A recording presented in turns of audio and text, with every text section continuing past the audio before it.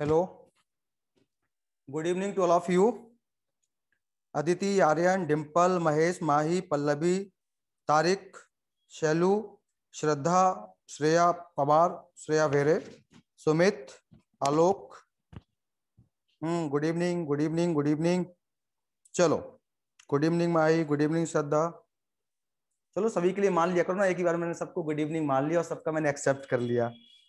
अब एक एक करके बच्चे चाहते हैं सर हमारा नाम लें, टाइम जाएगा। मैंने सबसे बोल दिया, सबके लिए इक्वल टू गुड इवनिंग मेरा चला गया, मैंने सबका एक्सेप्ट कर लिया। ओके, चलो अब मोबाइल को थोड़ा मैं साइड में रख दूं। चलिए, आज हम नया चैप्टर स्टार्ट करने वाले हैं, चैप्टर नंबर 21। ठीक है, जिसका नाम है न्यूरल कंट्रोल एंड कोऑर्डिनेशन। इसके बाद जो अगला चैप्टर आएगा उसका नाम भी क्या है, हार्मोनल कंट्रोल एंड कोऑर्डिनेशन। तो यहां पे समझने वाली बात यह है कि ये दोनों चैप्टर लाइन से क्यों है। कई स्टेट के जो बोर्ड्स है ना, उसमें neural control and coordination and hormonal control and coordination साथ में दिए गए। जैसे महाराष्ट्र बोर्ड की अगर मैं बात करता हूं तो एक ही है, बस दोनों का काम करने का तरीका अलग अलग है। एक ही कॉइन के दो पहलू हैं, एक न्यूरल पार्ट हो गया और एक हार्मोनल पार्ट हो गया। तो ये एनसीईआरटी का चैप्टर नंबर 21 है।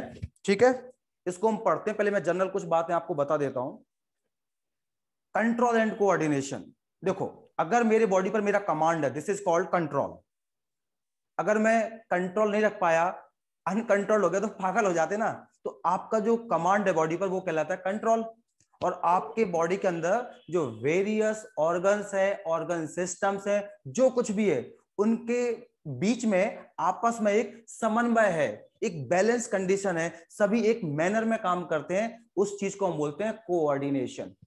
ठीक है, तो इस चैप्टर के नाम से आपको क्लियर समझ में आ रहा है, कंट्रोल एंड कोऑर्डिनेशन। कंट्रोलिंग भी करनी है और आपस में सभी को कोऑर्डिनेट करवाना है, बैलेंस करवाना है। ये नहीं कि ये इधर भाग रहा है दूसरा इधर भाग रहा है, नहीं, सबको एक प्रॉपर वे में काम करना पड़ेगा। और ये काम करवाने के लिए आप में नर्वस सिस्टम है और हार्मोनल सिस्टम है, जिसका पहला पार्ट हम आज स्टार्ट करने वाले हैं, न्यूरल कंट्रोल एंड कोऑर्डिनेशन। बहुत टफ टॉपिक है ये, बट आप अगर पूरा चैप्टर मुझसे पढ़ोगे ना तो शायद ये आपका फेवरेट और सबसे सिंपल टॉपिक बन जाएगा। कुछ भी नहीं बेटा, बहुत आसान है, मैं आपको पहले ही बता रहा हूं ये। चलिए एनसीईआरटी कुछ लाइंस देखते हैं, वहां से स्टार्ट करते हैं। सगड़ेला क्लियर दिसला का मोबाइल वर पक्का? हाँ, फिर मैं स्क्रॉल करता जाऊंगा इसको। सबसे पहला एक नाम आता है होम्योस्टेसिस। ये हम बहुत जगह पढ़ते हैं बेटा, आप हर जगह जाओगे तो आपको ये पढ़ने में आ जाता है कि होम्योस्टेसिस क्या है। तो आपके बॉडी की जो इंटरनल बैलेंस्ड कंडीशन है, या आपके बॉडी का या किसी भी ऑर्गेनिज्म का जो इंटरनल एनवायरनमेंट है, उसका एक्सटर्नल एनवायरनमेंट के साथ जो बैलेंस करना है, उसी को हम बोलते हैं होम्योस्टेसिस। अगर आप होम्योस्टेसिस को मेंटेन कर पा रहे हो तो आप जिंदा हो। अगर आप होम्योस्टेसिस को मेंटेन नहीं कर पाओगे मतलब आपकी जान को खतरा है, आप मर सकते हो। तो ये होम्योस्टेसिस को मेंटेन करने के लिए ही आपकी बॉडी में पूरी कहानियां होती हैं। मतलब किडनी भी अपना काम कर रहा था, भले आपने बोला ऑस्मो रेगुलेशन कर रहा था, बट क्यों कर रहा था, उसको क्या पड़ी थी, क्योंकि वो होम्योस्टेसिस चाहता था आप में। तो आप में जितने भी इवेंट्स हो रहे हैं वो आपके अंदर एक बैलेंस इन्वायरमेंट के लिए हो रहे हैं, जिसको हमने बोल दिया होम्योस्टेसिस। और ये टर्म दिया था वॉल्टर कैनन ने दिया था। ओके, तो देखो हम एनसीईआरटी की लाइनें पढ़ते हैं। टू मेंटेन होम्योस्टेसिस, अब होम्योस्टेसिस क्या मैंने आपको बता दिया, ऑर्गन और organ system must be coordinated. समझो इस लाइन को, अगर आपके अंदर होम्योस्टेसिस को मेंटेन करना है तो आपके ऑर्गन सिस्टम में और जितने भी बॉडी के सेल्स टिश्यू है ना, सब में क्या होना चाहिए, एक प्रॉपर कोऑर्डिनेशन होना चाहिए। अगर प्रॉपर कोऑर्डिनेशन नहीं होगा तो हम बोलते हैं ना, युद्ध लड़ने जाते हैं तो आगे की सेना ये करेगी, घुड़सवार ये करेंगे, पैदल वाले आदमी ये करेंगे, हाथी वाले ये काम करेंगे, तोप चलाने वाले क्या काम करेंगे। तो एक प्रॉपर बैलेंस रहता है। पहले कौन सा जो टुकड़ी होती है ना सेना की, वो अटैक करेगी, इधर से ये अटैक करते हैं। पिक्चरों में देखा होगा ना, हॉलीवुड में देखा होगा, तो बॉलीवुड में भी बहुत सारी मूवीज बनती हैं जिसमें बैटल दिखाए जाते हैं। तो ऐसा नहीं कि गया उसी लड़ने लग गया, आप युद्ध हार जाओगे, आप मारे जाओगे। सेम कंडीशन बायोलॉजी पर अप्लाई कर दो तो आपके बॉडी में होम्योस्टेसिस मेंटेन करने के लिए जितने भी बॉडी के पार्ट्स हैं सब में एक प्रॉपर कोऑर्डिनेशन मैनर होना चाहिए। यानी अब हम पहुंच गए कोऑर्डिनेशन क्या होता है, इसको बोलते हैं समन्वय, यानी balancing between all conditions all activities, ये इसका मतलब होता है। अब देखो एनसीईआरटी को, the process by which two और more organs interact and complement the function of one another. एक दूसरे की सहायता कर रहे हैं, एक दूसरे की टांग नहीं खींच रहे हैं, ये एक दूसरे को सपोर्ट कर रहे हैं, ये ऑर्गन्स आपस में इंटरेक्ट करते हैं और एक दूसरे की जो फंक्शन है काम को उसको सपोर्ट करते हैं, उसको कॉम्प्लीमेंट करते हैं, पूरक की तरह काम करते हैं। ठीक है, ऐसा नहीं है कि हम लोगों में रेस हो रही है तो हम दूसरे का पैर खींच लेंगे, नहीं। इनमें क्या होता है, एक भाग रहा है दूसरा उसको धक्का मारेगा तो और तेज भाग, ताकि वो रेस जीत सके। ये जिंदगी की रेस है, ये कोऑर्डिनेशन से आप मेंटेन कर सकते हो। ठीक है, अब ये काम कौन करता है, न्यूरल सिस्टम भी करता है और एंडोक्राइन सिस्टम करता है, और दोनों मिलकर करते हैं, ज्वाइंटली करते हैं। किस फैशन में करते हैं, ये सिंक्रोनाइज्ड मैनर में करते हैं, सिंक्रोनाइज्ड फैशन में करते हैं, ज्वाइंटली करते हैं, एक साथ करते हैं, मतलब they are interdependent not independent. यानी जो आप में कोऑर्डिनेशन हो रहा है वो इंडिपेंडेंटली ना तो नर्वस सिस्टम कर सकता है, ना ही इंडिपेंडेंटली हार्मोनल सिस्टम कर सकता है, ना ही इंडिपेंडेंटली कोई ऑर्गन कर सकता है, ना ही कोई ऑर्गन सिस्टम कर सकता है। सबको आपस में एक बैलेंस बनाना पड़ेगा, जब जाके कोऑर्डिनेशन मेंटेन हो पाएगा। तो देखो, neural system and endocrine system jointly coordinate and integrate all the activities of organ so they function in a synchronized fashion। ये क्वेश्चन बन सकता है, वो कैसे पूछेंगे नीट वाले आपसे, ये इंडिपेंडेंट है, इंटरडिपेंडेंट है, क्या है? तो आज से आपका जवाब क्या हो जाएगा बेटा, बोलो जल्दी से Sumit. Interdependent. Yes, very good. Independent नहीं है, ये अकेले ही सब कुछ नहीं है, वन मैन आर्मी नहीं है बेटा, सबको आपस में मिलकर चलना पड़ेगा, जो कि इंसान कभी नहीं चलता है, पर बॉडी हमारी चलती है। ठीक है, चलो आगे बात करते हैं। अब देखो न्यूरल सिस्टम कैसे काम करता है, फिर मैं बताऊंगा हार्मोनल सिस्टम कैसे काम करता है। ये थोड़ा सा डल दिख रहा है या क्लियर दिख रहा है आपको? रेड कलर बेटा बोलो। क्लियर है। मतलब आप मुझे बोल सकते हो, मैं और ज्यादा जूम कर लूंगा। ठीक है, तो न्यूरल सिस्टम मतलब होता है इलेक्ट्रिकल वायर्स। आपके घरों में इलेक्ट्रिक फिटिंग रहती है, आप बटन दबाते हो बल्ब जल जाता है, बटन दबाते हो एसी चल जाता है, कूलर चल जाता है, बटन यानी स्विच ऑफ कर देते हो तो वो बंद भी हो जाता है। तो आपके बॉडी में जो न्यूरल सिस्टम है ये इलेक्ट्रिकल वायर के तरीके से काम करता है, और ये आपको point two point coordination provide करेगा बेटा। क्या करेगा ये आपको? Point two point connection provide करेगा। यानी आपके घर में बोर्ड्स लगे होते हैं, उसमें इलेक्ट्रिक करंट का एक पॉइंट दिया जाता है, वहां पे स्विच होते हैं, फिर एक बोर्ड कहीं और लगा है, आप वहां से स्विच दबाओगे तो बाकी लाइट्स ऑन हो जाएंगे। ठीक है, उसी मैनर में ये काम कर रहा है, आपका nervous system point two point connection provide कर रहा है, जिससे क्विक कोऑर्डिनेशन हो सके। देखो कितना क्विक है, मैं इधर देख भी नहीं रहा, आपने मुझे टच किया, ये टच होते ही मुझे फील हो गया, कितना फास्ट गया। ठीक है, तो इसका जो कोऑर्डिनेशन होता है वो पॉइंट टू पॉइंट होता है, यानी और फास्ट होता है, like that of electrical wire, और ये शॉर्ट लिव्ड होता है बेटा, इसका टाइम लंबा नहीं होता। देखो आपने टच किया, मुझे पता चल गया, खत्म हो गया, अगली बार टच करोगे फिर पता चल गया। ये तो एक रफ एग्जांपल है, आप बहुत सारी चीजों को यहां से समझ सकते हैं। ओके, अब आपके बॉडी के हर एक सेल्स को तो न्यूरॉन्स की सप्लाई नहीं मिल सकती है बेटा, क्योंकि आप घर में जब इलेक्ट्रिक फिटिंग करवाते हो तो आप कुछ जगह पॉइंट्स बनाते हो कि यहाँ पे पॉइंट्स दे दिए, यहाँ से पंखे का स्विच है, ये है, लेकिन आप चाहो कि घर में हर एक ब्रिक को इलेक्ट्रिकल सप्लाई कर दो, ऐसा पॉसिबल नहीं है। तो ऐसे ही न्यूरॉन्स आपके हर एक सेल्स को तो सप्लाई नहीं हो सकते ना। तो जिन सेल्स को डायरेक्टली न्यूरॉन्स इनरवेट नहीं है, या जिन सेल्स को आपके बॉडी में न्यूरॉन की सप्लाई नहीं है, नर्व सप्लाई नहीं है, तो उनके सेलुलर फंक्शन तो फिर हो ही नहीं पाएंगे, वो तो अपना काम कर ही नहीं पाएगा। बेटा बॉडी के हर एक सेल्स को कोऑर्डिनेशन की जरूरत है, उसको भी ये सब चाहिए, लेकिन ये इलेक्ट्रिकल वायर हर एक सेल को ये सप्लाई नहीं कर पाते हैं, न्यूरॉन हर एक सेल को ये कनेक्शन नहीं प्रोवाइड कर पाते हैं। तो जो वो सेल्स थे उनने क्या किया, उनको भी अपने सेलुलर फंक्शन करना है, उन सेल्स को भी अपनी सेलुलर एक्टिविटीज करना है, तो उन्होंने एक दूसरे टाइप के कंट्रोल एंड कोऑर्डिनेशन को अपना लिया, जिसको हम बोलते हैं हार्मोनल कंट्रोल एंड कोऑर्डिनेशन। देखो बेटा, as nerves fibres do not innervate to all cells of body, so cellular function need a special kind of coordination and integration। उसको नाम दे दिया बच्चा पार्टी अपन ने, क्या? Hormonal control and coordination. ये slow होता है, जबकि नर्वस कोऑर्डिनेशन कैसा था? फास्ट था। ये स्लो होता है और लॉन्ग लास्टिंग होता है, और ये पार्सल मैनर में काम करता है। देखो मैं आपको बता रहा हूं, आपने टच किया, टच मुझे क्विक पहुंच गया और बस उतने ही टाइम के लिए हुआ। लेकिन हॉर्मोन्स जो काम करते हैं वो तुरंत हो जाएगा क्या? अगर हॉर्मोन्स को मेटाबॉलिज्म करवाना है तो वो जाके फटाक से करवा देगा क्या? न को फटाक से नहीं करवाएगा, वो जाएगा धीमे धीमे ग्लूकोज को ग्लाइकोजन में कन्वर्ट करवाएगा, या जिसको जो काम करना है वो धीमे धीमे करेगा। तो हार्मोनल कंट्रोल एंड कोऑर्डिनेशन का फंक्शन कैसा होता है बेटा? स्लो होता है, लेकिन लॉन्ग लास्टिंग होता है, वो काफी टाइम तक रहता है। ओके, और ये जो आपका न्यूरल सिस्टम था वो इलेक्ट्रिकल वायर की तरह काम करता है, लेकिन हार्मोनल कंट्रोल एंड कोऑर्डिनेशन आपका पार्सल सिस्टम की तरह काम करता है। जैसे फॉर एग्जांपल मैं आपको समझाता हूं, मेरा यहां पर थायराइड ग्लैंड है, ठीक है, उसने क्या निकाला?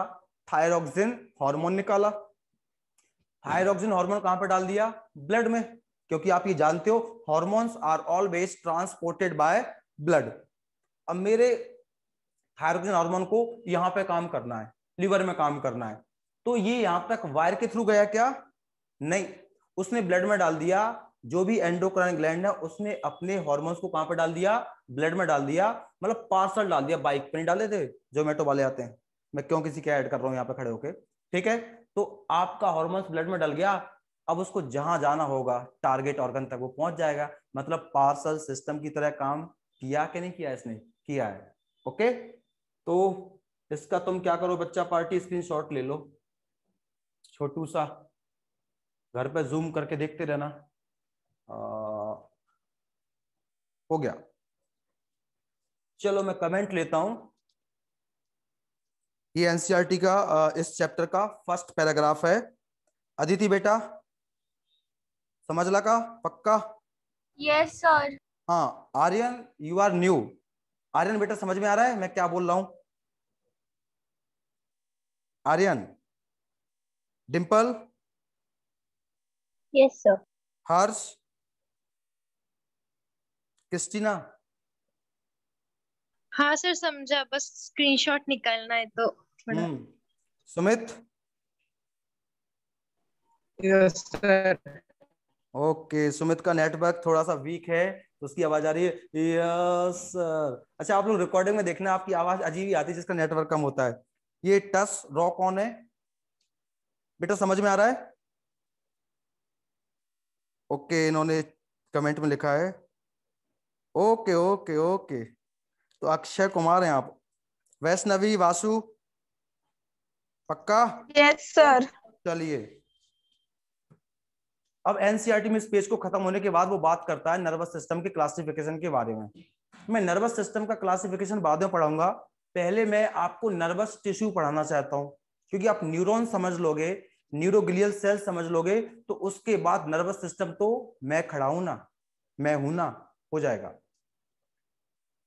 चलो, अच्छा सा डायग्राम बनाया मैंने तो उसको सेव ही कर लिया है, कभी कभी अच्छी राइटिंग आती है, denting painting.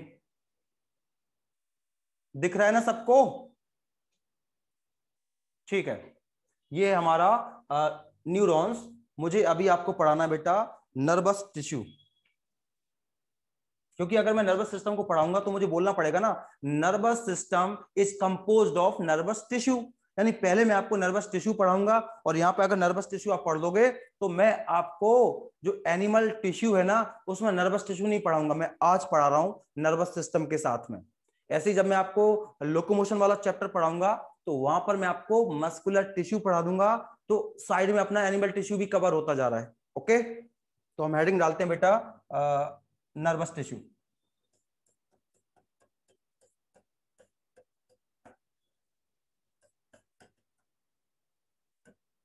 Nervous tissue, okay.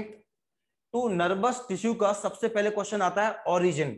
बहुत कॉमन क्वेश्चन है, ये आते रहते हैं बेटा। तो इसका ओरिजिन कैसा होता है? एक्टोडर्म से होता है। किसको छोड़ के?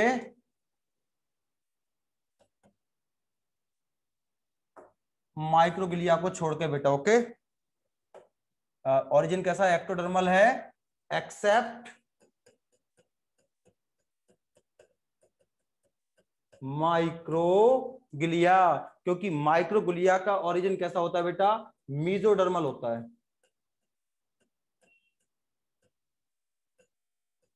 पहला क्वेश्चन तैयार हुआ आपका। नर्वस सिस्टम का, या नर्वस टिश्यू बोलूं मैं, नर्वस सिस्टम बेटा अब एक ही बात मान के चलो, राउंड फिगर में एक ही है।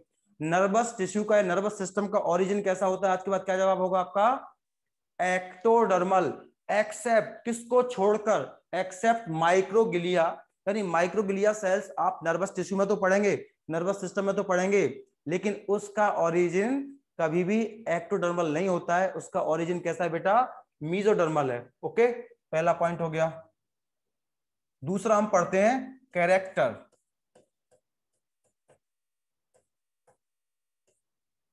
इसके दो मेन कैरेक्टर होते हैं बेटा।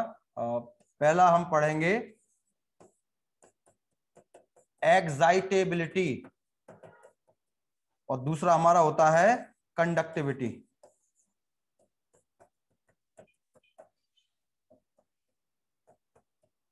ये दोनों कैरेक्टरिस्टिक फीचर हैं आपके नर्वस सिस्टम के, या नर्वस टिश्यू के, या नर्व के, न्यूरॉन के, सब पे आप अप्लाई कर देना तो क्या होता है। देखो, मैं अगर आपके सामने ऐसा खड़ा हूं, ठीक है, तो मेरे हाथों में भी न्यूरॉन्स हैं, पूरी बॉडी में न्यूरॉन्स का नेटवर्क बिछा हुआ है।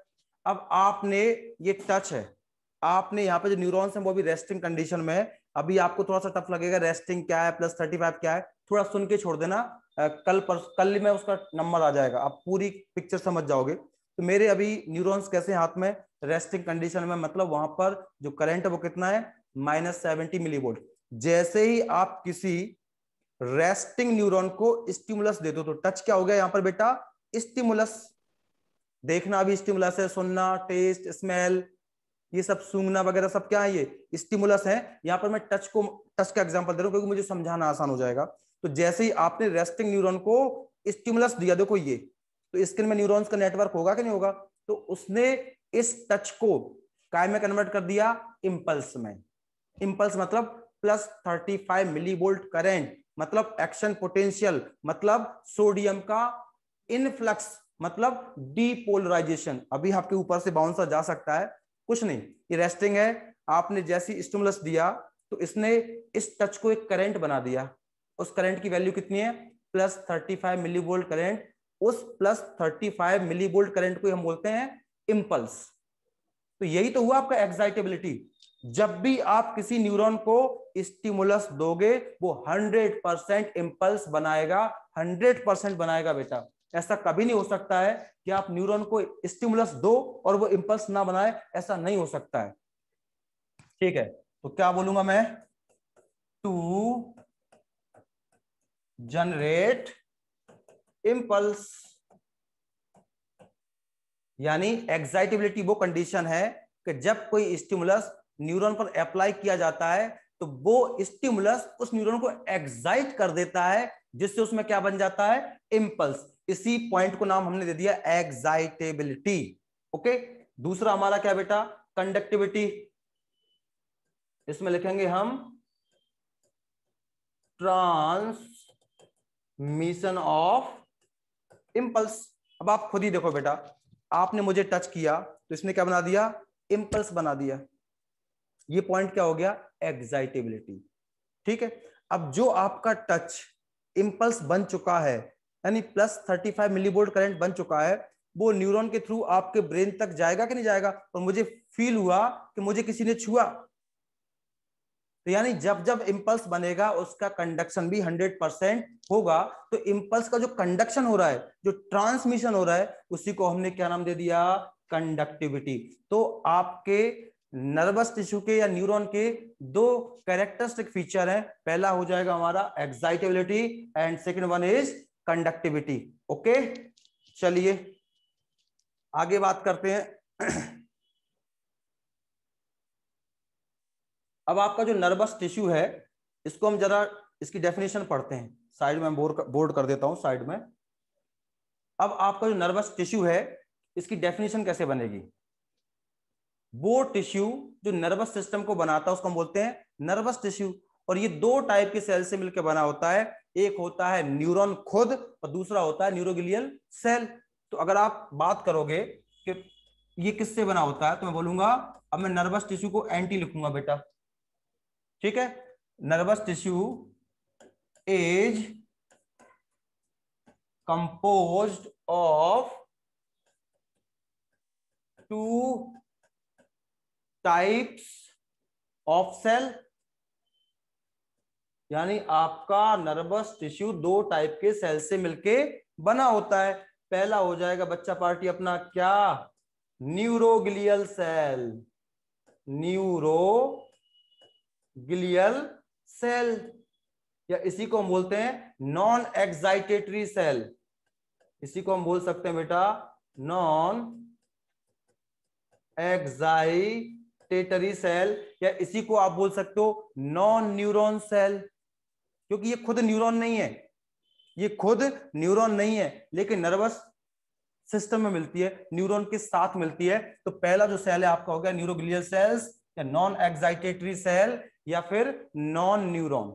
ओके, इसके नाम को आप अगर देखोगे तो आपको क्लियर समझ में आएगा। न्यूरो मतलब होता है न्यूरॉन, और ग्लिया मतलब होता है ग्लू, यानी न्यूरॉन्स को जो ग्लू करने का काम करता है, जो उनको चिपकाने का काम करता है, तो उसको हम बोलते हैं neuroglial sales.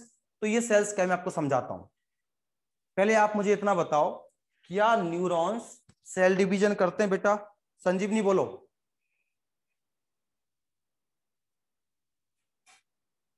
Shreya Bhere, yes sir. Neuron cell division करते हैं क्या बेटा? Yes sir. नहीं करते हैं बेटा। मेरे बॉडी के सारे सेल्स सेल डिवीजन कर सकते हैं, लेकिन न्यूरॉन कभी सेल डिवीजन नहीं करते हैं। अगर मैं पैदा होते समय मुझ में 100 न्यूरॉन थे, मान के चलो 100 न्यूरॉन थे, तो आज ही भार्गव सर में 100 न्यूरॉन ही होंगे, 101 नहीं होंगे। हाँ, 100 में से कम हो सकते, 99 जितने डैमेज हो गए या डेड हो गए, लेकिन नए कभी नहीं बढ़ते हैं। न्यूरॉन्स कभी बेटा रेप्लिकेट नहीं करते हैं, सेल डिवीजन नहीं करते हैं। इस चीज को दिमाग में फिट कर लो। समझ में आया कि नहीं आया बेटा? बोलो जल्दी से। Yes sir. भूलोगे क्या? No sir.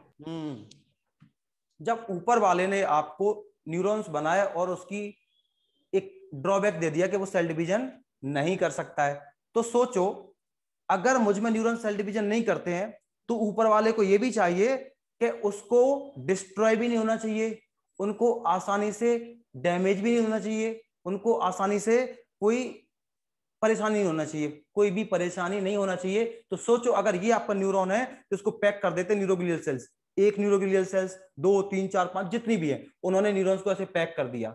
अब बताओ, आप न्यूरॉन को डैमेज कर पाओगे क्या? No sir. ऊपर वाले ने कोई ड्रॉबैक दिया है तो उसका सॉल्यूशन भी दिया है। न्यूरॉन अगर सेल डिवीजन नहीं कर सकता है तो उसको डैमेज भी आसानी से नहीं होना चाहिए, क्योंकि अगर एक बार न्यूरॉन डैमेज हो गया तो दोबारा बनेगा नहीं, और जिस पार्ट का न्यूरॉन डैमेज हो गया वो पार्ट आपका काम करना बंद कर देगा। मान के चलो मेरे ब्रेन में उस हिस्से का न्यूरॉन डैमेज हो गया, या कुछ न्यूरॉन्स डैमेज हो गए जो मेरे हाथ के वॉलंटरी मूवमेंट को कंट्रोल करते हैं, तो उतने हिस्से के अगर हिस्से में न्यूरॉन डैमेज हो गए ना, तो मेरे हाथ को लकवा मार जाएगा, पैरालिसिस हो जाएगा, मेरा हाथ ऐसा पड़ा रहेगा फिर हमेशा के लिए। समझ गया ना?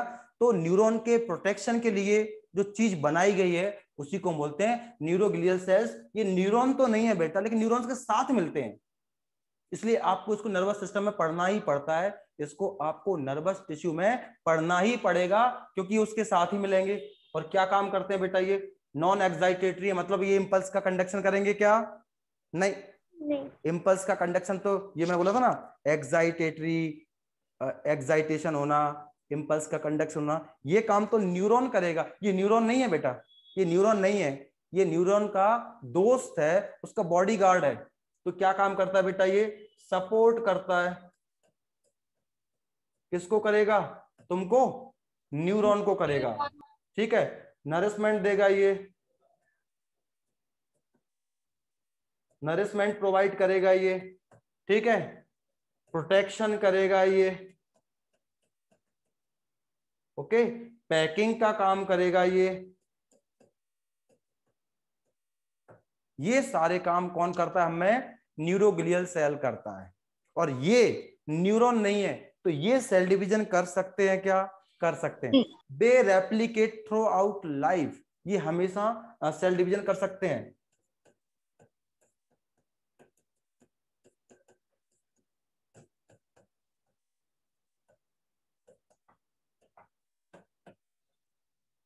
इसको ऊपर वाले ने रेप्लिकेशन की एक कैपेसिटी दे दी, ये सेल डिवीजन कर सकता है। क्यों कर सकता है?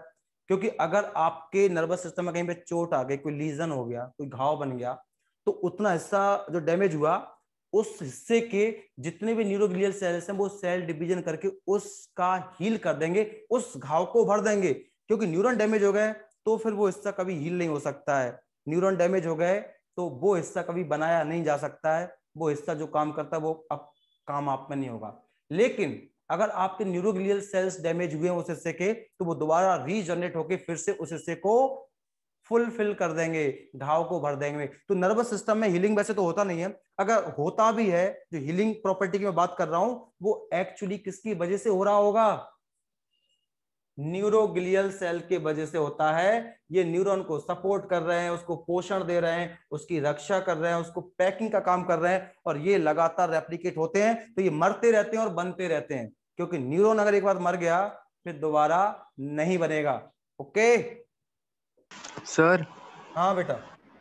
सर नोडल टिश्यू भी नर्वस टिश्यू है? क्या? नोडल टिश्यू भी नर्वस टिश्यू है? नहीं नहीं नहीं है। कौन बोल रहा है? आलोक। आलोक नहीं है बेटा, वो मस्कुलर टिश्यू है। कंडक्टिव सिस्टम ऑफ हार्ट किससे बना है? मस्कुलर स्ट्रक्चर से बना है। ऐसे मसल्स जो स्पेशलाइज्ड हो गए टू इनिशिएट इंपल्स, इंपल्स को पैदा करना न्यूरॉन्स का काम होता है, नर्वस सिस्टम का काम होता है। लेकिन जो हार्ट के मसल्स हैं उन्होंने ये काम अपना लिया। जैसे इंसान का कोई इंसान वाला काम है, अब कोई इंसान जानवरों वाला काम कर ले तो उसने अपना लिया, वो उसका काम नहीं था, वो उसने एक्वायर्ड कर लिया।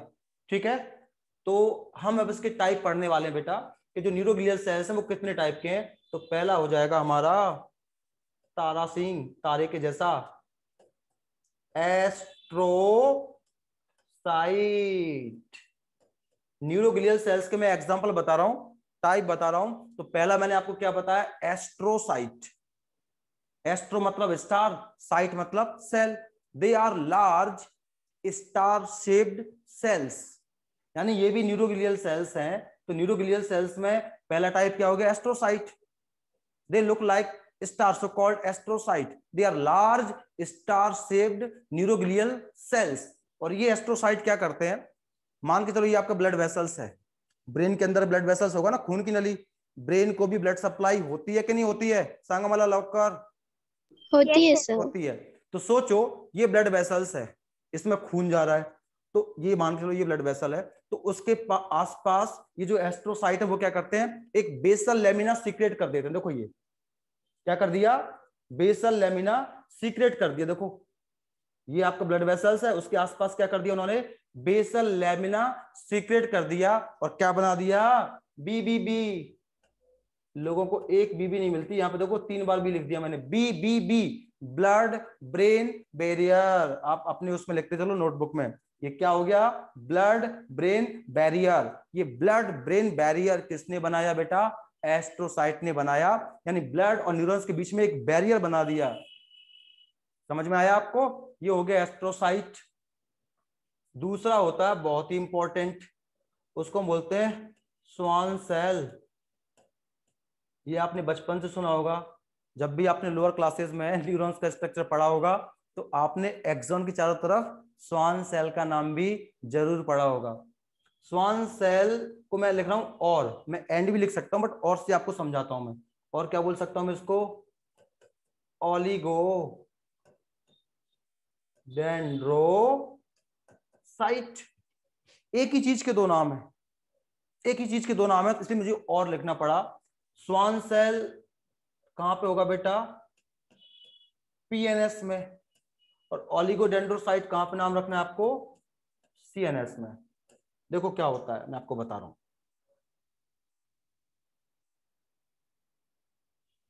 ये जरा पिक देखो आप, ये एक्सॉन है, एक्सॉन के आसपास जो आपको दिख रहा है ना, ये सेल्स है बेटा, एक सेल्स, दो सेल, तीन सेल, इधर भी ये सेल्स हैं।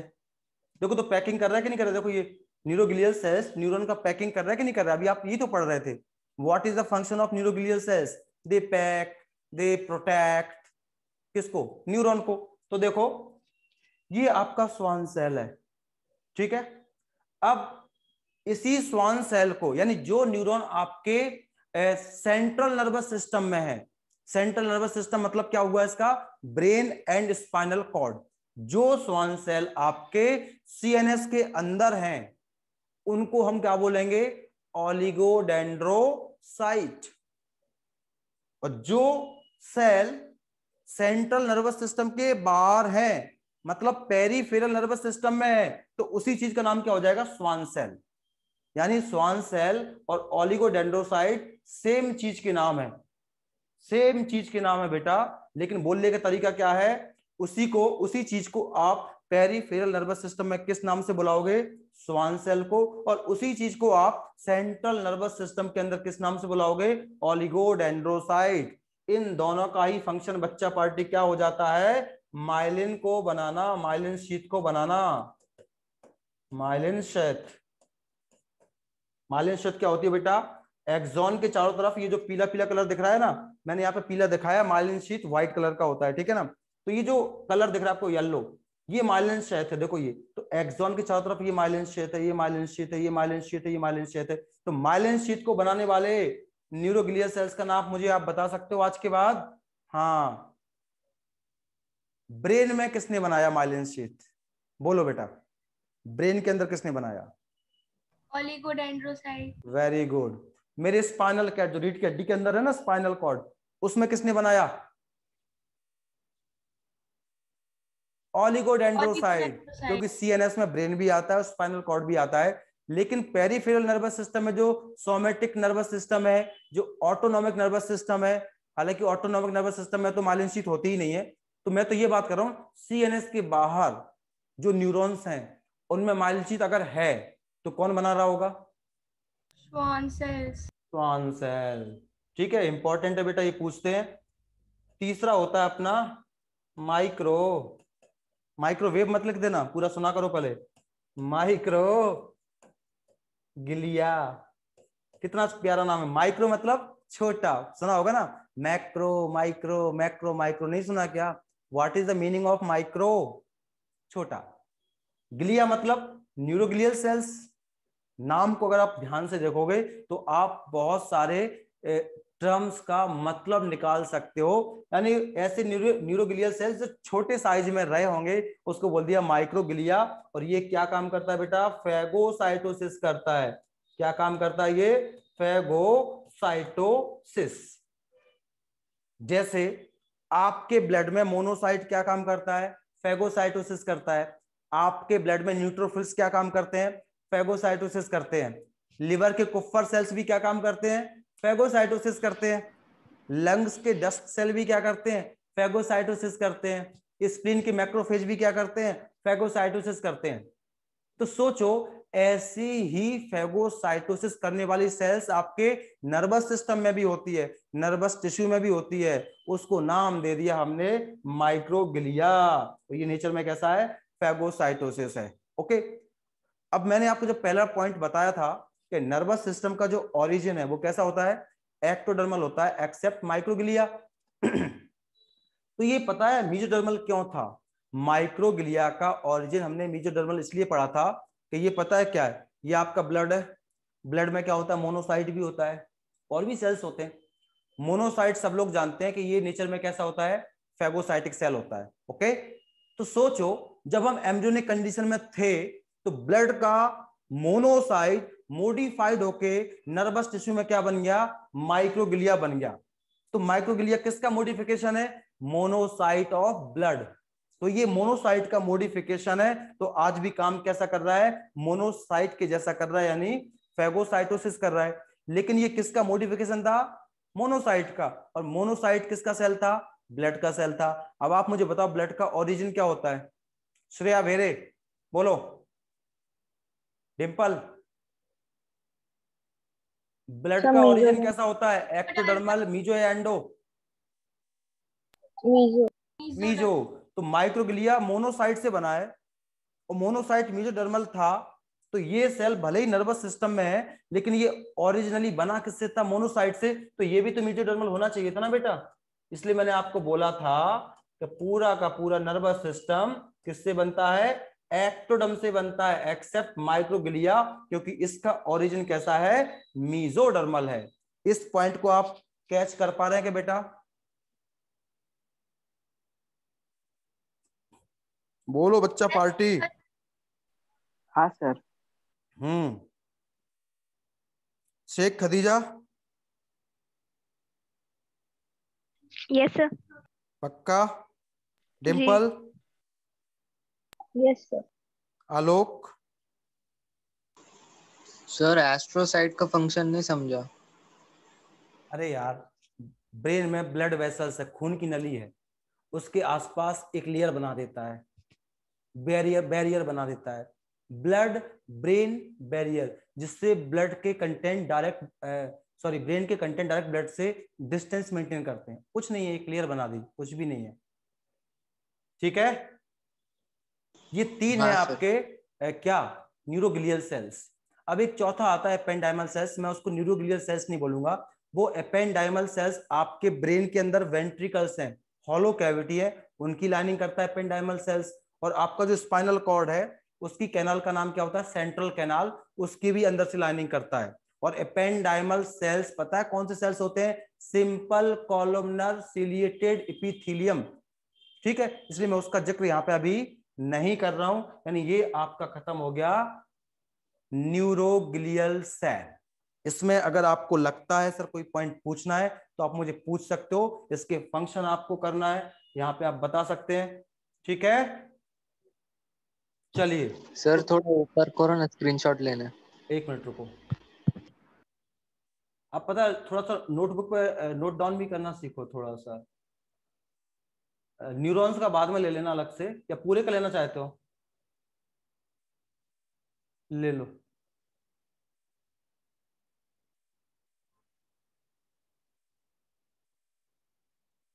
क्योंकि न्यूरॉन्स तो मैं भी आपको और बनाऊंगा, बताऊंगा अच्छे से, कोई दिक्कत नहीं। ले लो बेटा।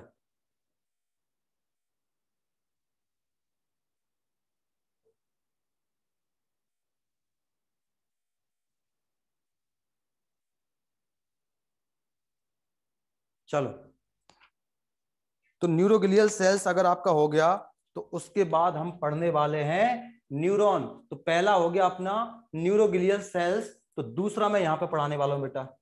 दूसरा हम क्या पढ़ने वाले हैं? अब इस इमेज को मैं थोड़ा सा जूम करूंगा। पहला आपका न्यूरोग्लियल सेल्स खत्म हो गया, तो दूसरा हम पढ़ेंगे अब यहां पर न्यूरॉन्स, या इसी को आप क्या बोलते हो? Nerve cell. न्यूरॉन बोलते हैं, नर्व सेल बोलते हैं, या इसी को बोलते हैं एक्साइटेटरी सेल।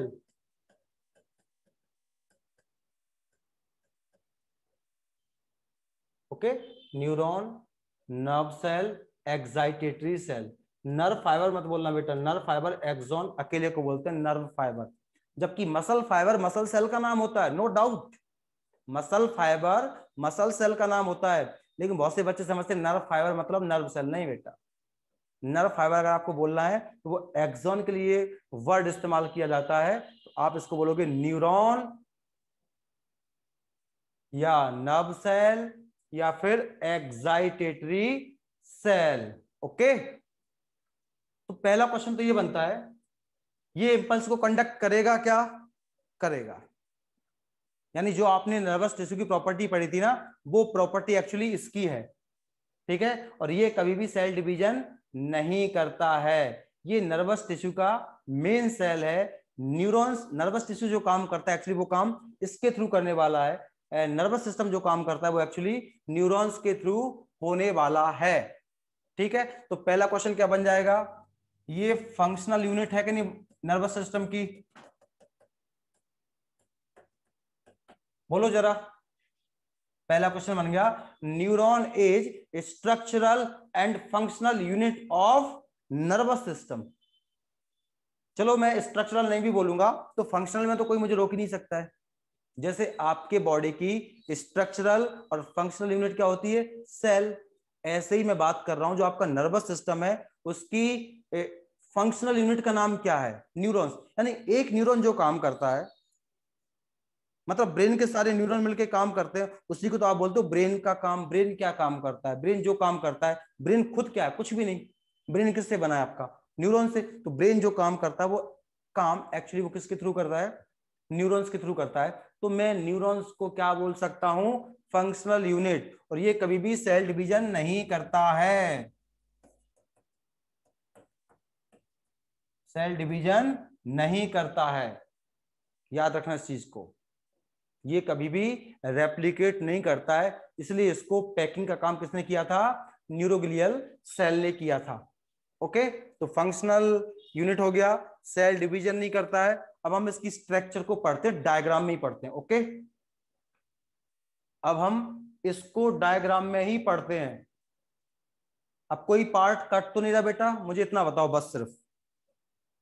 नहीं सर। तो देखो एक न्यूरॉन नहीं में सर, वो ऊपर की लाइन एक कट रही है। ये वाली क्या, हाँ। वो नहीं, न्यूरॉन का जो व्हाइट स्लाइड पर जो नहीं है वो सर, कट रहा है। न्यूरॉन का कुछ नहीं कट रहा। ठीक है, नहीं, न्यूरॉन का। एक न्यूरॉन को हम पढ़ते हैं। तो न्यूरॉन भी बेटा दो टाइप के होते हैं, या अभी मान लो मैं न्यूरॉन को पढ़ा रहा हूँ, मोस्ट ऑफ जो टाइप आपका होता है, फिर मैं आपको टाइप भी करवाऊंगा कैसे करना है आपको। तो एक न्यूरॉन में ये जो प्रोजेक्शन दिख रहे हैं इसको बोलते हैं डेंड्रॉन या डेंड्राइट।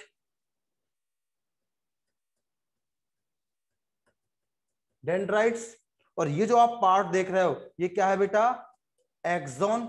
और ये जो बीच का सेंट्रल पार्ट आप देख रहे हो उसको बोलते हैं साइटोन। यानी एक न्यूरॉन में तीन चीजें होती हैं। एक टिपिकल न्यूरॉन की बात कर रहा हूं, ऐसे भी न्यूरॉन है जिसमें डेंड्रॉन नहीं है, ऐसा कुछ नहीं है। मैं एक टिपिकल न्यूरॉन की बात कर रहा हूं, नहीं आप सोचो सर ने बोला था हर एक न्यूरॉन में ऐसा होता है, मैं एक टिपिकल न्यूरॉन की बात कर रहा हूं जिसमें ये सब होते हैं। तो पहला हो गया डेंड्रॉन, दूसरा हो गया एक्सॉन, मेन पार्ट हो गया साइटोन। अगर मैं चाहूं तो न्यूरॉन को आसानी से पढ़ाने के लिए इसको मैं दो हिस्सों में डिवाइड कर सकता हूं। पहला हो जाएगा सेंट्रल पार्ट इज कॉल्ड साइटोन, और दूसरा पार्ट साइटोन की जो प्रोजेक्शन है, एक टाइप के प्रोजेक्शन को आपने बोला डेंड्राइट, और एक टाइप का प्रोजेक्शन क्या कहलाया, एक्सॉन। यानी मैंने डिवाइड कर दिया, neuron is divided into two part, पहला साइटोन और दूसरा हो जाएगा न्यूराइड्स। ये लिख लिया मैंने न्यूराइड्स यहां पर, ठीक है। तो पहले हम बात करते हैं साइटोन की। साइटोन is the main central part of neuron, यानी न्यूरॉन का जो मेन हिस्सा है वो क्या कहलाता है, साइटोन। अब इसमें जो लिक्विड भरा होगा, साइटोप्लाज्म भरा होगा, उसको आप बोल देना न्यूरोप्लाज्म। इसमें हर वो चीज होगी जो एक नॉर्मल बॉडी के सेल्स में होती है, बस नाम बदलते जाएंगे। इसके साइटोप्लाज्म को हमने क्या बोल दिया, न्यूरोप्लाज्म। इसमें भी न्यूक्लियस है, इसमें भी गोल्जी बॉडी है, इसमें भी माइटोकॉन्ड्रिया है। यानी साइटोन में हर एक वो चीज है जो आपके बॉडी के एक नॉर्मल सेल में होता है। बस यहाँ पे स्पेशल चीज क्या है, उसका क्वेश्चन बनता है नेसेल्स ग्रेन्यूल। नेसेल ग्रेन्यूल का क्वेश्चन आता है। नेसेल ग्रेन्यूल्स दुनिया में सिर्फ और सिर्फ न्यूरॉन के अंदर मिलते हैं और कहीं पर नहीं मिलते हैं।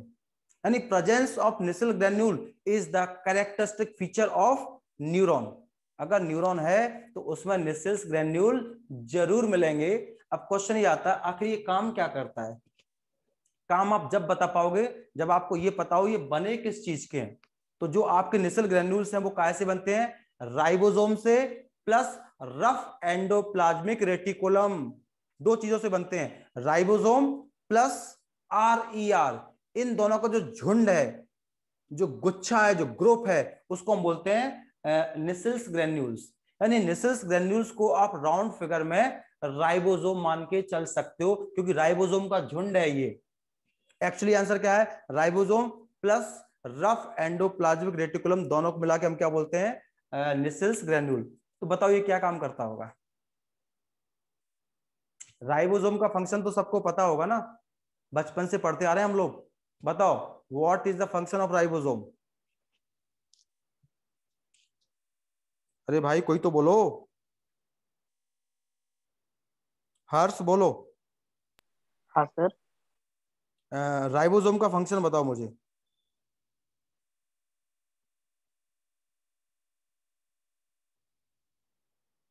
माही, तो जो तुम एक्टोडर्म पूछ रहे हो ना, देखो स्पर्म ओवम के मिलने से क्या बनता है, जाइगोट। जाइगोट में होता है क्लीवेज और बनता है मोरुला, फिर बनता है ब्लास्टुला, फिर बनता है गैस्ट्रुला। यानी गैस्ट्रुला के टाइम पर बच्चा माँ की कोख में 5वें दिन में एंटर कर जाता है। 5 दिन का बच्चा है, 7वें दिन तक गैस्ट्रुला अच्छे से स्टार्ट हो जाता है। तो जब गैस्ट्रुला में 3 जर्म लेयर बनते हैं, सबसे पहले एक्टोडर्म, मेसोडर्म, एंडोडर्म, उसके बाद हमारे ऑर्गन्स बनना स्टार्ट होते हैं, आंख, नाक, कान, गला। यानी गैस्ट्रुला के बाद क्या हो जाएगा, ऑर्गेनोजेनेसिस। तो पहले 3 डर्म बनेंगे, इन्हीं 3 डर्म से पूरा बच्चा बनने वाला है। तो वो 9 महीने तक पूरा बन जाएगा और मार्केट में लॉन्च हो जाएगा। तो माई समझ में आया एक्टोडर्म क्या है? बहुत सारी यस चीजें सर। आपकी जो स्किन है ना, एपिडर्मिस, ये एक्टोडर्म से बना है। पूरा पूरा नर्वस सिस्टम एक्टोडर्म से बना है। आपका पूरा कनेक्टिव टिश्यू, आपका पूरा मस्कुलर टिश्यू, ये सब मेसोडर्म से बना है। आपका एलिमेंट्री कैनाल का मोस्ट ऑफ पार्ट किससे बना है, एंडोडर्म से बना है। ऐसा मतलब था। श्रद्धा जायसवाल समझा?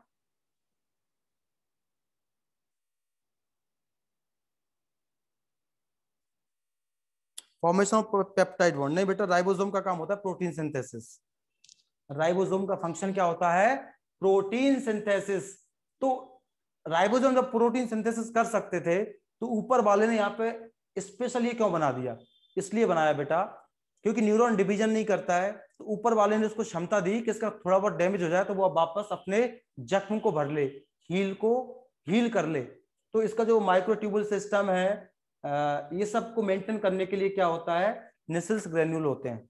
ठीक है, ये इसका काम होता है। बस क्वेश्चन ये आता है ये किस में होते हैं, तो ये न्यूरॉन्स में होते हैं और कहीं पर नहीं होते हैं। ठीक है, तो ये हो गया हमारा साइटोन।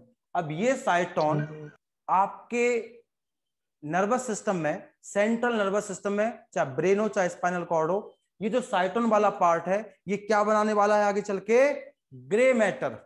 याद रखना, जब मैं आपको ब्रेन काट के दिखाऊंगा तो नाम आएगा ना, ग्रे मैटर, व्हाइट मैटर। तो ग्रे मैटर क्या है, ये जो साइटोन वाला पार्ट है। अब एक न्यूरॉन में एक साइटोन, अरबों खरबों साइटोन होंगे कि नहीं होंगे? तो सबके साइटोन मिलके एक ग्रे लेयर की पट्टी बनाएंगे, उसको हम बोलेंगे ग्रे मैटर। यानी grey matter is formed from mainly साइटोन part of neuron. ये खत्म हो गया आपका। अब कभी कभी क्या होता है, कई जगह पर कुछ साइटोन का गुच्छा बन जाता है, क्लस्टर ऑफ सम साइटोन, उसको हम बोलते हैं गैंग्लियन या फिर न्यूक्लियस। वो वाला न्यूक्लियस नहीं है कि सेल में न्यूक्लियस होता है गोल्जी बॉडी, वो वाला नहीं है। कुछ एक जगह पर जो आपके न्यूरॉन्स है ना, उसके कुछ कुछ साइटोन मिलके गुच्छा बना लेते हैं, उस क्लस्टर को हमने क्या बोल दिया, गैंग्लियन या न्यूक्लियस। अगर ये गुच्छा सेंट्रल नर्वस सिस्टम के अंदर बनेगा, ब्रेन या स्पाइनल कॉर्ड के अंदर बनेगा, तो उसको हम क्या बोलेंगे, न्यूक्लियस। और ब्रेन और स्पाइनल कॉर्ड के बाहर बनेगा, मतलब सीएनएस के बाहर बनेगा, तो उसी चीज का नाम हो जाएगा गैंग्लियन या गैंग्लिया। ये नाम बेटा आगे चल के आपको आएंगे। Cluster of some cyton is called ganglion in PNS और न्यूक्लियस इन सीएनएस। अब इसके प्रोजेक्शन है, प्रोजेक्शन को बोलते हैं neurites. Protoplasmic process of cyton is called neurites. इसके प्रोजेक्शन को हमने क्या नाम दे दिया, न्यूराइड्स। ये बेटा 2 टाइप के होते हैं, एक होता है डेंड्रॉन और एक होता है एक्सॉन। डेंड्रॉन या डेंड्राइट एक ही बात है, वैसे इसको बोलते हैं डेंड्रॉन और डेंड्रॉन की ब्रांच को बोलते हैं डेंड्राइट। एनसीईआरटी में डेंड्राइट लिखा है, कोई दिक्कत नहीं, एक ही बात है। तो पहले हम बात करते हैं डेंड्रॉन या डेंड्राइट की। तो डेंड्रॉन या डेंड्राइट क्या है, देखो छोटे छोटे प्रोसेस है, जबकि एक्सॉन लंबा प्रोसेस है। ये नुकीले है, देखो, जबकि ये नुकीला नहीं है बेटा, ये नुकीला नहीं है, ये शार्प एज वाला नहीं है, जबकि ये टेपर है, छोटा है, टेपर है, हाईली ब्रांच्ड है और छोटे छोटे प्रोसेस हैं। ठीक है, तो हम इसको कैसे डिफाइन करेंगे, डेंड्राइट्स आर स्मॉल मैनी, बहुत सारे है ना, टेपर मतलब नुकीले, प्रोटोप्लाज्मिक प्रोसेस ऑफ साइटोन, यानी साइटोन के इन वाले प्रोजेक्शन को हमने क्या नाम दे दिया, डेंड्रॉन नाम दे दिया। डेंड्रॉन में हर वो कुछ होता है जो आपके साइटोन में होता है, सिर्फ न्यूक्लियस नहीं पहुंच पाएगा बेटा यहाँ पर, क्योंकि एक सेल में एक ही न्यूक्लियस होना चाहिए। तो यहाँ पर नेसल ग्रैन्यूल, गोल्जी बॉडी, ये सब डेंड्रॉन में भी होंगे, बस क्या नहीं होगा वहां पे ये। तो आप डेंड्रॉन की कंपोजिशन को किसके बराबर कर देना, किसके जैसा कर देना, साइटोन के जैसा करना। अब ये काम क्या करता है, डेंड्रॉन काम क्या करता है, dendron carry impulse, dendron always, मैं वर्ड इस्तेमाल कर रहा हूं, dendron always carry impulse towards साइटोन।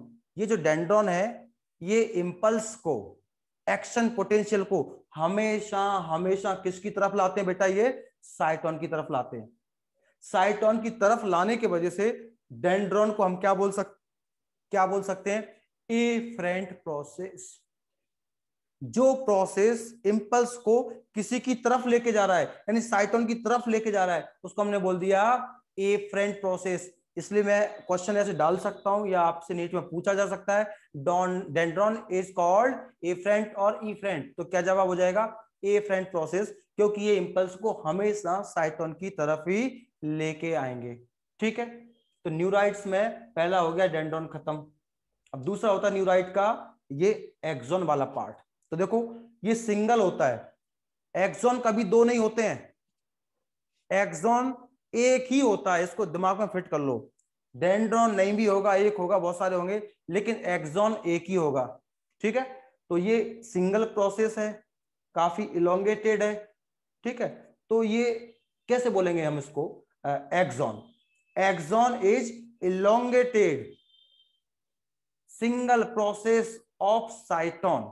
Cyton से एक लंबा सिंगल प्रोसेस निकलता है, उसको हमने नाम दे दिया एक्सॉन। एक्सॉन साइटोन के जिस हिस्से से निकलता है, एराइज होता है, वो हिस्सा थोड़ा सा कोनिकल हो जाता है, कोन जैसा हो जाता है, जिसको हम बोलते हैं एक्सॉन हिलॉक। यानी एक्सॉन हिलॉक वो जगह है साइटोन की जहां से एक्सॉन एराइज हुआ है, इमर्ज हुआ है। ओके, अब ये जो एक्सॉन है उसके जो टर्मिनल एंड है वहां पे ब्रांच हो जाती है। देखो ये ब्रांच हो गई, मेरा हाथ एक्सॉन है, तो एक्सॉन के आखिरी में क्या हो गया, वो ब्रांच हो गया। देखो ये ब्रांच बन गई कि नहीं बन गई। इन ब्रांच को हम बोलते हैं एक्सॉन टर्मिनल्स या टीलोडेंड्रिया। टीलो का मतलब होता है एंड, और टर्मिनल का मतलब भी क्या होता है, एंड। यानी axon terminally branched to form axon terminals और टीलोडेंड्रिया। अब जो टीलोडेंड्रिया या एक्सॉन टर्मिनल्स है ना, उनका भी जो आखिरी हिस्सा है वो ऐसे फूल गया, देखो फूल गया कि नहीं फूल गया। इन फूले हुए हिस्से को हम बोलते हैं सिनेप्टिक नोब। यानी एक्सॉन के सबसे आखिरी में आपको क्या मिलने वाला है, सिनेप्टिक नोब, उसके बाद एक्सॉन टर्मिनल्स, फिर ये एक्सॉन निकला हुआ है। ये जो सिनेप्टिक नोब है इनके अंदर कुछ वेजाइकल भरे हुए हैं, देखो ये भरे हुए हैं ना, आपको दिख रहा है कि नहीं दिख रहा है बेटा, ये आपका सिनेप्टिक नोब है। एक नोब, दो नोब, तीन नोब, चार भी हो सकते हैं, पांच भी हो सकते हैं, सिर्फ दो भी हो सकते हैं, ऐसा कोई फिक्स नहीं कि तीन ही होते हैं। तो इन नोब के अंदर कुछ वेजाइकल है ग्रीन कलर के, देखो ये ग्रीन कलर के, इनको बोलते हैं सिनेप्टिक वेजाइकल। और इसके अंदर एक न्यूरोट्रांसमीटर भरा होता है, एसिटाइलकोलिन। इसका मतलब ये नहीं कि न्यूरोट्रांसमीटर सिर्फ एसिटाइलकोलिन ही होता है, और भी होते हैं, लेकिन मेजॉरिटी आपके बॉडी में कौन सा न्यूरोट्रांसमीटर मिलता है, एसिटाइलकोलिन, इसलिए मैंने यहाँ पे लिख दिया है। तो ये जो सिनेप्टिक वेजाइकल है उसके अंदर एक केमिकल भरा हुआ है जो रेड कलर से मैंने डॉट डॉट करके दिखाया, उसको हम बोलते हैं न्यूरोट्रांसमीटर एसिटाइलकोलिन। उसका नाम ही है न्यूरोट्रांसमीटर। यानी ये केमिकल मतलब न्यूरोट्रांसमीटर स्नैप्स पर इंपल्स को ट्रांसमिट करवाएगा। आगे चल के मैं पढ़ाऊंगा जब आपको इंपल्स कंडक्शन, तब आप इसको समझ सकते हैं। ठीक है, तो ये आपका स्ट्रक्चर आपको मुझे लगता है समझ में आ गया होगा। अब ये जो डायग्राम है ये एक्चुअली पता है किसका है, ये जो डायग्राम है आपका, ये है आपका मेडुलेटेड न्यूरॉन का। एक्सॉन का एक और नाम होता है बेटा नर्व फाइबर, याद रखना,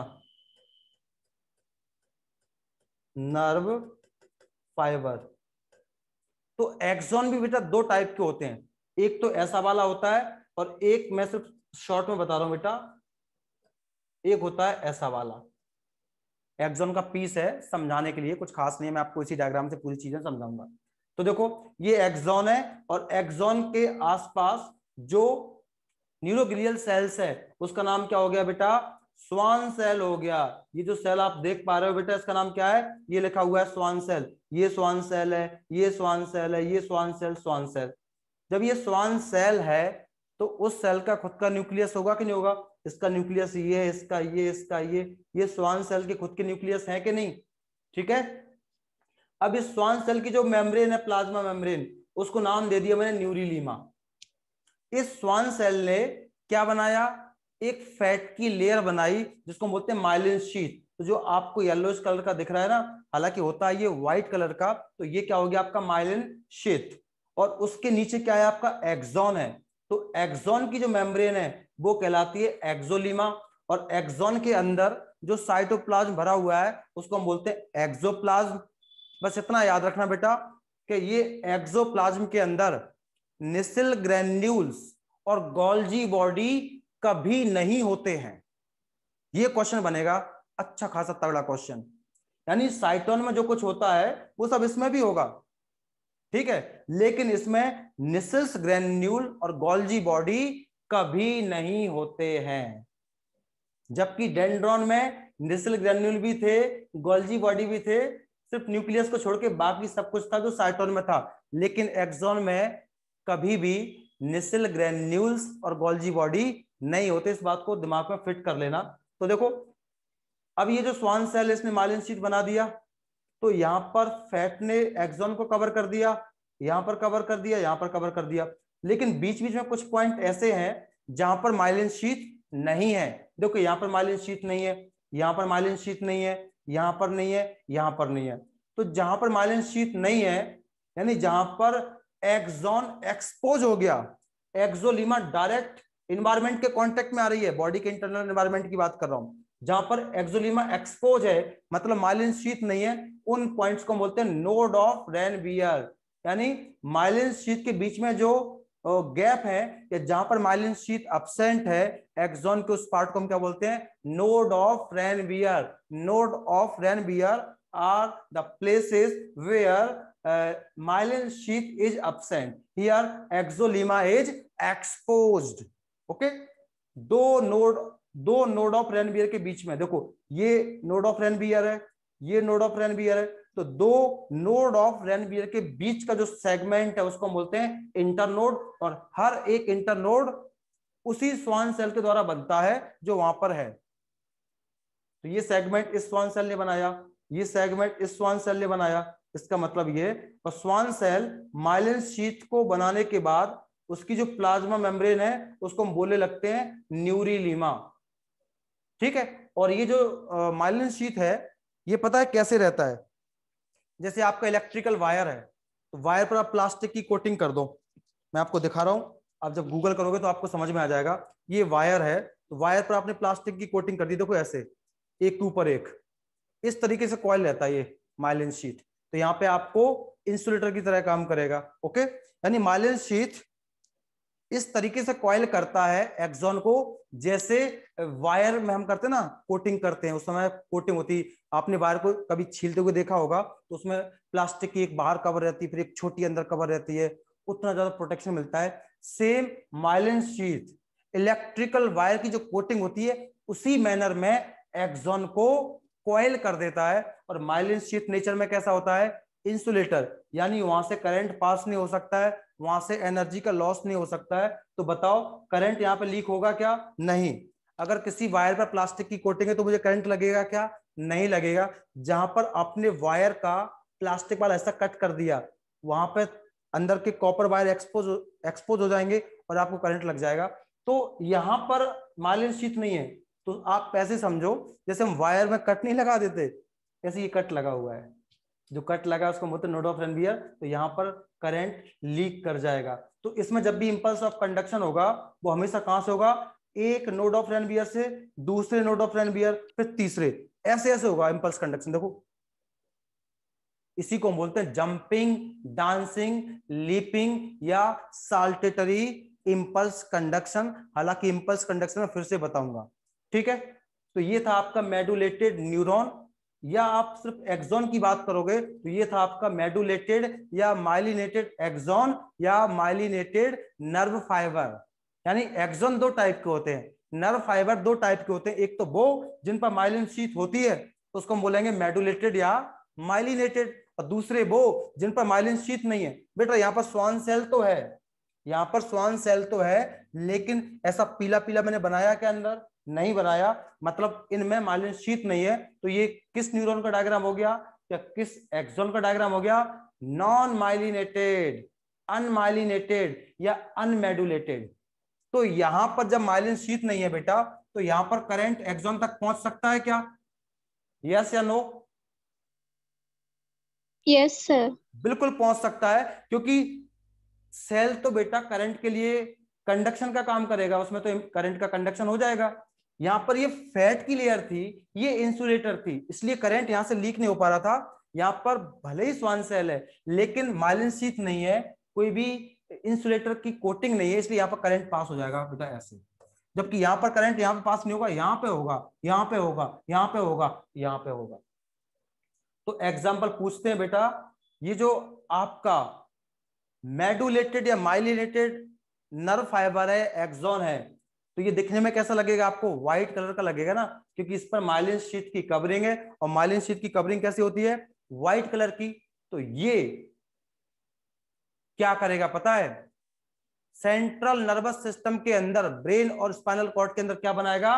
व्हाइट मैटर बनाएगा। जब किसने क्या बनाए थे? Grey matter. ये क्या बनाएगा? व्हाइट मैटर बनाएगा। तो जब भी आपको व्हाइट मैटर सुनने में आए तो समझ जाना न्यूरॉन के ऐसे एक्सॉन है वहां पर जिन पर माइलिन शीथ है, और ग्रे मैटर आए तो वहां पर ऐसे न्यूरॉन है जिन पर माइलिन शीथ नहीं है। यानी अनमेडुलेटेड तो पूरा आ जाएगा उसमें, और ये वाला पार्ट आ जाएगा। आप तो ऐसे याद रखो, व्हाइट मैटर में ऐसे वाले न्यूरॉन होते हैं और ग्रे मैटर में ऐसे वाले होते हैं, ऐसे मान के चलो। वैसे ग्रे मैटर इससे बनता है, व्हाइट मैटर इससे बनता है, खत्म बात। ग्रे मैटर में ये वाला पार्ट होगा और व्हाइट मैटर में ये वाला पार्ट होगा। तो आप मुझे बताओ, न्यूरॉन का मेन पार्ट साइटोन है, तो आपके ब्रेन को जब मैं काट के दिखाऊंगा ना, ग्रे मैटर और व्हाइट मैटर, तो ब्रेन का कौन सा हिस्सा इंपॉर्टेंट होने वाला है? ग्रे मैटर या white matter? Grey matter. Very good. तो जितने भी आपके ब्रेन में सेंटर होंगे ना, ये देखना सुनना, ये सब आपके ब्रेन के सेरिब्रम के ग्रे मैटर में रहने वाले हैं, क्योंकि व्हाइट मैटर तो नर्वस ट्रैक्ट बनाएगा, उसको रास्ता प्रोवाइड करेगा। इसको आप समझ सकते हो। अब वो क्वेश्चन पूछता है मेडुलेटेड न्यूरॉन्स कहां पर होते हैं, तो आंसर क्या बोलोगे आज के बाद? Cerebral cortex. रट्टा मार लो बेटा, सीधा का सीधा। सेरिब्रल कॉर्टेक्स आपका ब्रेन का मेन पार्ट है, सेरिब्रम, उसके पार्ट होते हैं ग्रे मैटर और व्हाइट मैटर। तो सेरिब्रल कॉर्टेक्स मतलब ग्रे मैटर। सर न्यूरोलीमा और एक्सोलीमा नहीं समझे मुझे। अभी बता रहा हूं बेटा मैं। तो ये कहां पर होते हैं? Medullated nerve fibre, cerebral cortex. और जो नॉन मेडुलेटेड है, अनमाइलिनेटेड है, वो कहां पर होते हैं आपके? Autonomic nervous system and somatic nervous system. ठीक है, एनसीईआरटी की लाइन है, बट मैं तो इसको सिर्फ अनमेडुलेटेड को ऑटोनॉमिक नर्वस सिस्टम में ही डालता। बट एनसीईआरटी की लाइन है कि जो माइलिन शीथ वाले न्यूरॉन है वो कहां पर है? सेरिब्रल कॉर्टेक्स में। और जो बिना माइलिन शीथ वाले न्यूरॉन है वो कहां पर है? Autonomic nervous system and somatic nervous system. हाँ बोलो आलोक, क्या बोल रहे हो? तो न्यूरोलीमा और ऑक्सिलीमा नहीं समझा। देखो बेटा, ये कोई न्यूरॉन है, तो न्यूरॉन को आपको टच करना है। ठीक है, ये पार्ट तो आपके नोड ऑफ रेनबियर है, इतना गैप नहीं होता, मैंने आपको बता दिया। एनसीईआरटी में डायग्राम देखना, ये बहुत छोटे छोटे गैप होते हैं। तो आप जब न्यूरॉन को टच करोगे तो पहले टच करने में कौन आएगा आपका? न्यूरिलीमा आएगा कि नहीं आएगा? उसके बाद कौन आएगा? Myelin sheath. उसके बाद खुद न्यूरॉन की लेयर आएगी, जिसको आपने बोला एक्सॉन की लेयर। न्यूरॉन की खुद की लेयर कौन सी है? एक्सोलीमा। तो आपको एक्सोलीमा तक पहुंचने के लिए किस किस को पार करना पड़ा? न्यूरोलीमा, माइलिन शीथ, तब जाके हुआ। तो मैं इसलिए बता रहा हूं, बहुत से लोग क्या समझते हैं, एक्सॉन की मेम्ब्रेन को न्यूरिलीमा पढ़ लेते हैं। बेटा न्यूरिलीमा और एक्सोलीमा अलग अलग हैं। Neurilemma is not part of neuron. Neurilemma after formation of myelin sheath, यानी after formation of myelin sheath plasma membrane of Schwann cell is called neurilemma. बहुत से लोग इसको क्या बोलते हैं? न्यूरॉन की मेम्ब्रेन को न्यूरिलीमा बोलते हैं, उसके नाम से कंफ्यूज हो जाते हैं। न्यूरॉन में तो बेटा खुद का एक्सोलीमा एक्सॉन का, क्या न्यूरिलीमा एक्सोलीमा सेम है क्या? नहीं सर। No sir. पर बहुत से लोगों को लगता है न्यूरॉन की मेम्ब्रेन को बोलेंगे न्यूरिलीमा। नहीं बेटा, न्यूरॉन की मेम्ब्रेन न्यूरिलीमा नहीं है। न्यूरिलीमा तो स्वान सेल की प्लाज्मा मेम्ब्रेन का नाम हो गया। ठीक है, तो इसका स्क्रीनशॉट ले सकते हैं बेटा आप। और आज के लिए इतना काफी है। तो ज्यादा ऊपर से तो नहीं जा रहा बेटा bouncer? No sir. Aditi, Alok, Dimple, कल के लेक्चर का क्या करना है? Yes sir. कल ऑफलाइन मत आओ, कल ऑनलाइन लेता हूं मैं, ठीक है ना? Okay sir. तो बाकी लोगों को मैसेज कन्वे कर देना जो एक दूसरे के कांटेक्ट में है।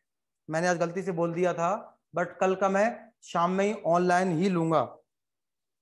ठीक है। श्रेया पवार बेटा, कोई डाउट आ रहा है? नहीं सर, समझ रहा है।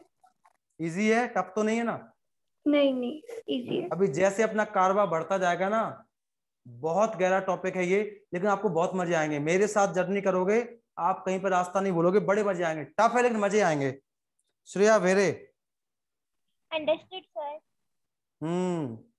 Jaiswal. Yes sir. Pallavi. Yes Khadija. Yes sir. Dimpu. Yes sir. Aditi. Aditi हो गया। आलोक।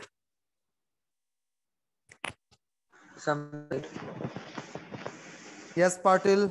चलो, कंपटीशन को थोड़ा सा मेंटेन करो बेटा। अभी जो लास्ट ग्रांड टेस्ट हुआ उसमें श्रेया पवार फर्स्ट थी और यस पाटिल 330 पे सेकंड आया। फर्स्ट 335, सेकंड 330, और जो थर्ड आया वो बहुत कम नंबर गए। तो सब लोग थोड़ा सा कंपटीशन में आओ। हमको कोऑर्डिनेशन नहीं करना है, हमको एक दूसरे को गिराना है, हमको टॉप करना है, दूसरे को नहीं करने देना है। हम कोई नर्वस सिस्टम नहीं है। आप बराबर कंपटीशन रखो। चलो ठीक है, फिर मैं जाऊं? Bye sir. बारिश हो रही है बाहर बहुत तेज। Okay, tata, bye bye, good night.